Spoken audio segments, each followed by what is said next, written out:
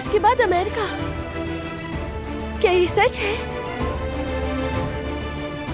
हाँ दिलान, हम पहले जर्मनी जाएंगे, फिर वहां से जिहान के पास अमेरिका। तकरीबन सब कुछ प्लान हो चुका है, रहने की जगह भी बुक हो चुकी है। अम्मी खुशी से पागल हो जाएंगी और जमरुद भी।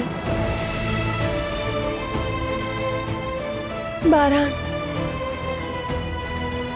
तुम बहुत अच्छे इंसान हो, बहुत अच्छे शौहर हो।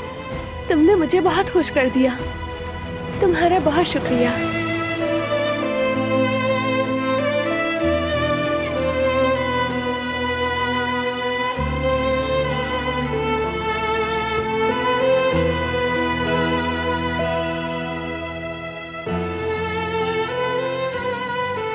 बहुत प्यार करती हूँ तुमसे। और मैं भी मेरी प्यारी बीवी, तुमसे बहुत मोहब्बत करता हूं।